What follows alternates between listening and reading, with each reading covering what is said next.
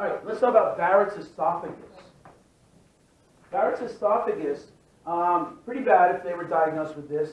Barrett's esophagus is basically someone who has usually something called GERD, which we're going to talk about. GERD is gastroesophageal reflux disease. For some reason, the sphincter, the lower esophageal sphincter, is very weak and allows the gastric contents, the acid and the food, go up. It goes upstream in the esophagus. Well, that acid might not go into your mouth. It'll stay in your esophagus and burn the esophagus. Now, if there's much of that going on, then gradually the epithelial lining of the esophagus is going to start going dysplastic. And if it starts getting dysplastic, meaning dysplasia, it can turn into cancer. So if someone's got diagnosis of Barrett's esophagus, they have a very high predilection that they're going to get esophageal cancer. Okay? So that's what it looks like at when you scope them. It looks like that area there. It should look all like this, but there's a lot of dysplasia going on.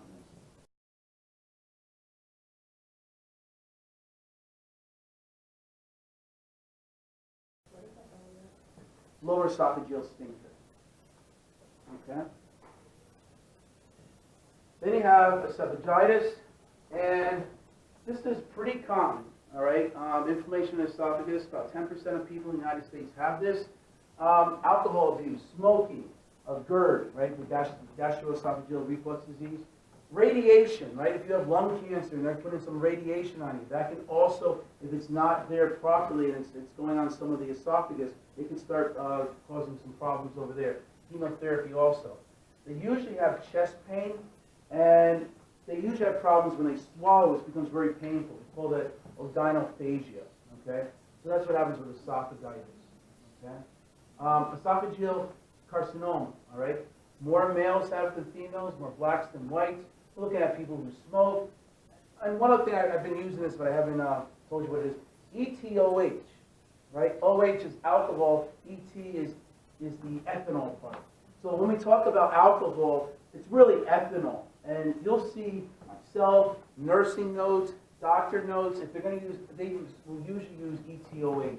So get used to doing the abbreviations, and you'll get familiar with those. GERD can cause achalasia. Barrett's esophagus, as I said, is a big risk factor over there. What happens here, this is a very, very, very poor diagnosis. Only 5% will survive more than 2 years once they're diagnosed with esophageal cancer. Okay? Very poor prognosis. Okay? All right, so let's start talking about some of the stomach diseases. Okay? So we'll start off with the one that we already mentioned, is the GERD, the gastroesophageal reflux disease. I think your book actually puts it in with esophageal diseases. It's kind of like both, that kind of thing, so I put it in here.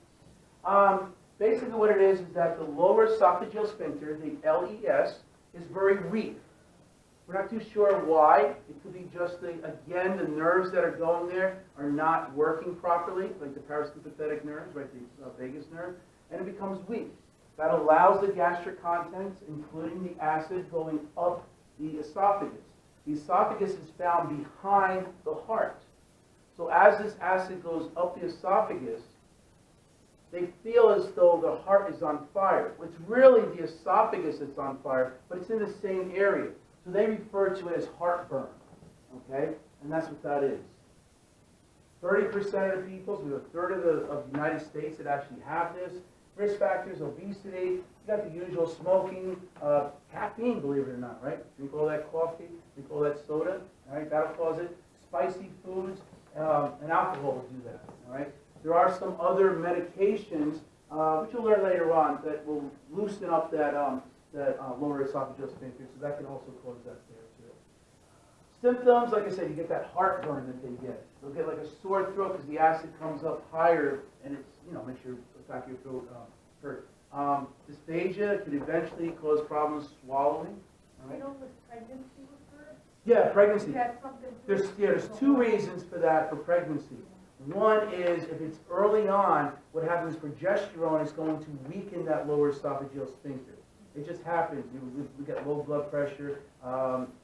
your ureters, they get dilated. Progesterone has a lot of different effects on the whole body.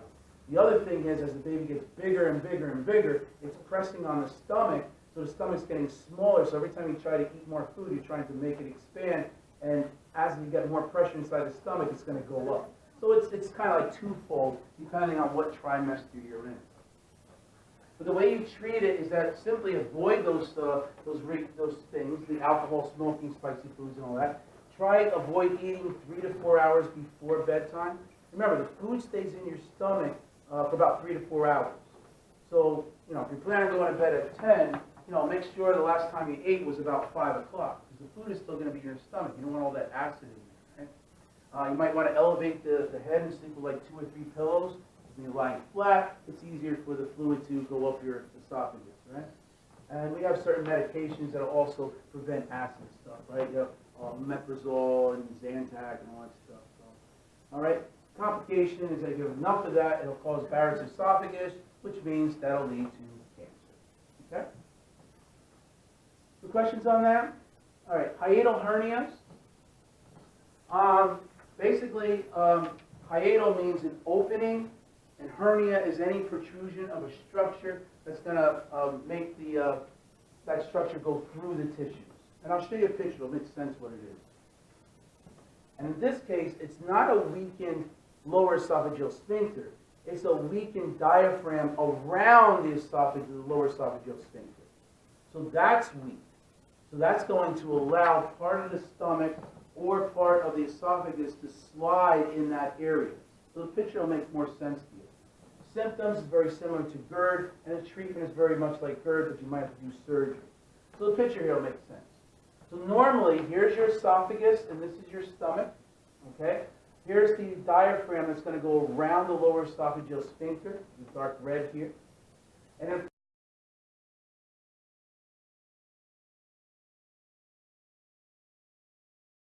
the person who's got a hernia, hiatal hernia, you could have 1 or 2 different ways. It could be where part of the stomach or part of the, the stomach will slide up there because this diaphragm is weakened, so now you have a bigger area there that part of the stomach can slide up. Or it could just be over here where part of the stomach or the esophagus is going to bulge out there because this is weaker. All right? This will allow more food to go up there, more acid to go up there, and it's very similar in terms of symptoms, in terms of pain. Right? You still got that GERD going on with that. Not GERD, because it's not going up the esophagus, but it could over here, but this is really going in this area over here. So the symptoms are very similar.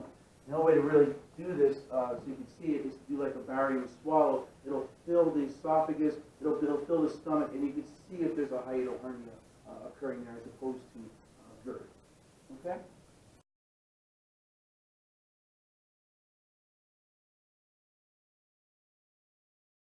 Questions about hiatal hernia? Okay? All right, peptic ulcer disease, PUD. Okay? This is where you're going to have an erosion of the stomach. And there's really only one reason for it, and it's an increase of hydrochloric acid. But there's many reasons that would make that hydrochloric acid go up. Okay?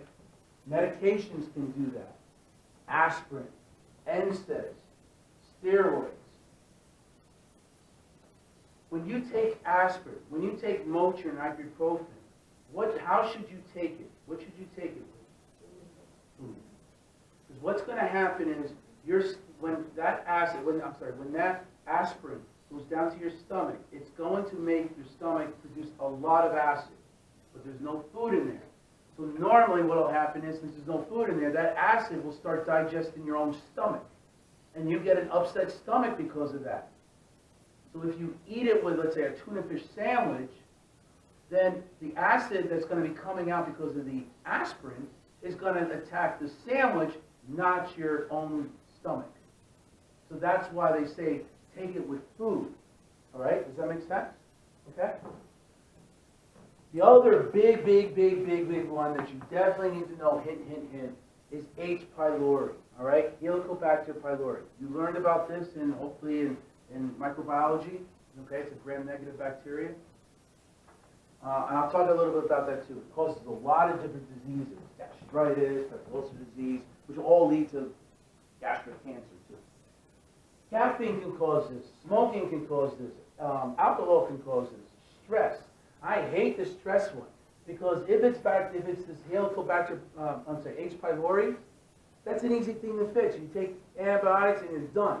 You just cured it. If it's caffeine or smoking or alcohol, just stop those things. But how do you stop stress? That's, especially in my class, right? It's hard to do that, all right? So that's why I always want to get the H. pylori as my reason, because that's easy to fix, okay? So you get this chronic irritation that produces sores, ulcers of the stomach, okay? And if the ulcers stay there for so long, it starts eating away further and further and further until it perforates right through the whole stomach.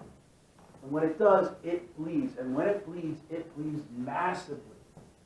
That's what I was thinking about, what's happened to my father, okay? Because he likes his caffeine, and he likes his spicy food, and that kind of stuff, you know? Or if it was just the H. pylori, okay? But does it bleed for 4 liters of blood? It can if there's more than one, more than one there. But he never, but keep in mind, he's a diabetic. So he might not feel the pain, right? Because their pain is dampened. So that's why I was even thinking it was, an ulcer, because he doesn't feel that. Those silent MIs kind of thing, right? So anyway, or the duodenum, the acid could go further into the first part of the small intestines also, okay? Keep in mind, people with peptic ulcer disease have a 3 to 6 times chance or risk of developing gastric or stomach cancer, okay? So a little bit more about H. pylori that you should know about, okay?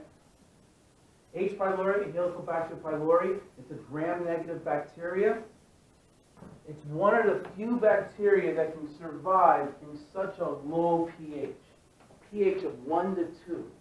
That will burn the living you-know-what in all bacteria. But this guy can stay in there. It's impressive, okay? I mean, it's not really impressive, but it's impressive that a bacteria can do that. So it can stay in the stomach for a long time. 50% of people who are older than 50 years old have this bug. All right? They just have it in them. It's a normal flora for them. But only 10% of them will have any kind of disease because of it. It is the #1 cause of peptic ulcer diseases, or gastric ulcers, or duodenal ulcers, also chronic gastritis. All of these things can lead to cancer of the stomach. So if someone has peptic ulcer disease, they're going to find to see if they have this. And what's great about this is that it's an easy diagnosis. They basically have to do a breath test, and I don't want to go into it, but you produce a lot of this carbon dioxide that comes out. You breathe in something, and what comes out is a different thing, but it's about carbon dioxide. So if this becomes positive, you have H. pylori. There's probably your answer. And it's an easy treatment. It's on 3 medications, 3 antibiotics for about 10 to 14 days. And then you're cured. Then we do another breath test, and it comes back negative. There's your answer. So keep that in mind. When someone has peptic ulcer diseases or gastritis, H. pylori is a good answer that this could be it. All right? And it's an easy fix. Okay? So this is what the little guy looks like. He's got all these gentlemen that are swimming around over here. There's a little cartoonish thing. Think of Helicobacter like helicopters, and they're trying to create craters and burning areas of the stomach, but also burning a lot of areas in the duodenum also, causing ulcers.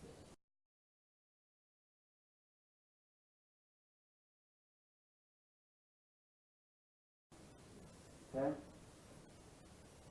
Helicobacter pylori. And this is where you have a gastric ulcer, duodenal ulcer.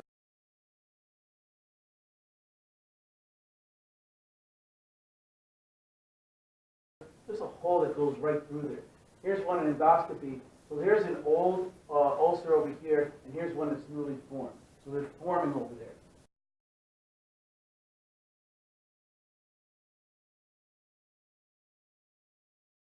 okay? And they can get pretty massive. That stomach could fill up with blood and turn into coffee grounds. Not turn into there, but it looks like coffee grounds. It could perforate the whole thing, and now you're going to have blood that's going into the peritoneal cavity. That causes a lot of pain.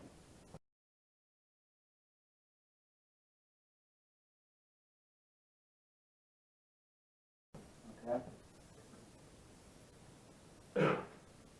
So symptoms, signs and symptoms of this is that you'll get this epigastric pain that gets relieved with food. Right? How we talked about that is that there's a lot of acid that goes on there, but when you eat food, that's why you have to ask the patient, okay, you're coming here because you have abdominal pain. But you got to start asking questions. I mean, that could be a lot of different things. Where is the pain? Oh, it's up here. Okay. Well, I know it's not appendicitis because that's down here. I know it's not like an ectopic pregnancy because that'll also be down here, and you're a guy. So it's coming up with these different, these different things to say, you got to narrow it down. And here's the pain up here. Okay. What makes the pain better? Well, it seems like when I eat tuna fish sandwich, it makes it better. So what eating actually makes better? What makes it worse? I don't eat. Or maybe the pain gets worse when I do get food in my stomach. Okay. Well, what kind of food? I go to McDonald's, it gets really bad, but a salad doesn't. Oh, so fatty foods make it worse. Maybe it's a gallbladder, and we'll get into all that stuff. So that's what I'm saying. You got to figure out, it could be a lot of different things, but knowing pathophysiology, what are the possible diseases going on? So you could have the coffee ground vomitus that's coming out, right? If it's that bad, melena, the dark tarry stools that come out through the back end, and the treatment is, well, it's pretty easy, is that you've got to have to avoid the caffeine, the alcohol, smoking, spicy foods, cold cuts, all that kind of stuff. It would have been an easy fix for my father, if that's what it was, right? Avoid certain medications like aspirin, medications to prevent it, antacids, antibiotics. These are treatments. Antibiotics to destroy the H. pylori, and if the bleeding is there, you're going to have to go in and do some surgery, endoscopy, all that kind of stuff. Okay. Now, one other thing I do want to mention, and it needs to be told on this one, is Zollinger-Ellison syndrome. This is a tumor that's from the pancreas. Not the stomach, but the pancreas. It's also referred to as gastrinoma. This is a tumor that comes out of the pancreas that's going to release a whole bomb load of gastrin.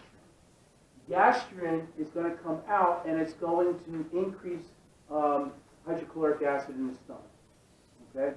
So that's one of the things we have to think about too. So we increase gastrin, we increase hydrochloric acid, which means the person is going to have a seriously increased of peptic ulcer disease. Okay? So you should know Zollinger-Ellison syndrome. Okay? All right, so let's talk about gastritis. Now, there's two different gastritis. We have acute gastritis and chronic gastritis. Acute is H. pylori is the #1 reason. All right? H. pylori is a whole book of this thing. H. pylori, we could also have alcohol, stress, medications, autoimmune disease. Pathogenesis, it's not really understood why they get this. All right, ulcers may occur leading to severe bleeding.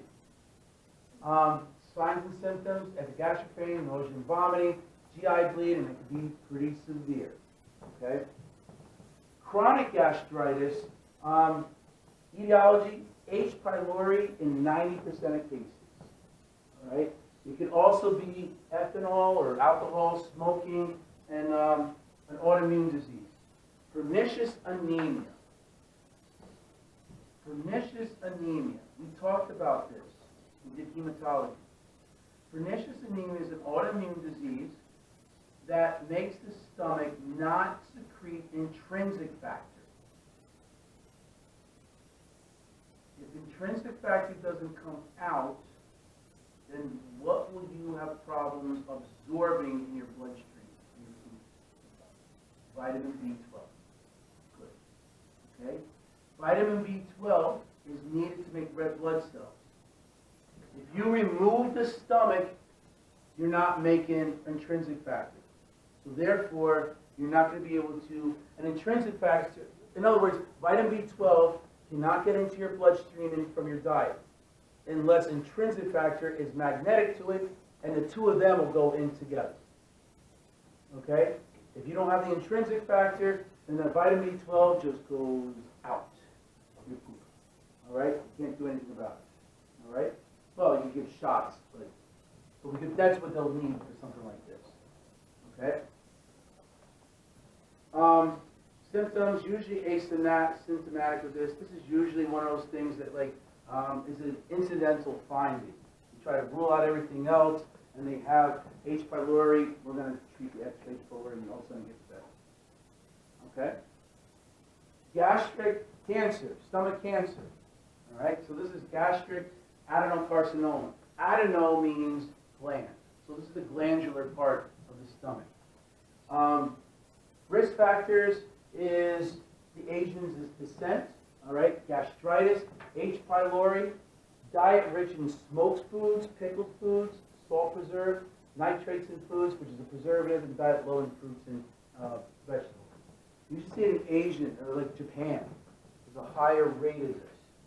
Now, I just want to say something about gastric cancer, stomach cancer. In the 1920s and 30s, we used to have, that was like one of the top killers in cancer in the United States. Now it's all the way down, one at the bottom of the list.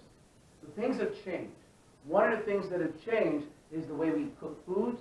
Another thing is simply if H. pylori is the cause of it, and they had it back then, well, antibiotics never came out until the 50s or 60s. So now we can actually see people with peptic ulcer disease or gastritis that would cause this cancer. Well, now we're actually treating the peptic ulcer disease and the gastritis, so we don't see it as much. The other thing I want to also mention, too, is that if we have Japanese immigrants coming over here, we notice that, and they've done studies on this, that when they come over here, the incidence of stomach cancer has dropped when they come to the United States. So, yes, there is a genetic component, but there's also an environmental component that we're still trying to figure out, okay? So that's what I want to say about that. So stomach cancer, usually they have no symptoms of it. Well, they might have symptoms of PUD, but the cancer itself, usually not. And the cancer can grow and grow and grow inside the stomach, and it feels as though I'm not hungry, I'm full all the time, all right? So they get this early satiety, they get this just fullness all the time because the cancer is just growing in there, okay? They may have the peptic ulcer disease symptoms, but the prognosis is very poor. Only about 10% of patients on the time of diagnosis survive 5 years, okay? We don't see it as much, at least in the United States.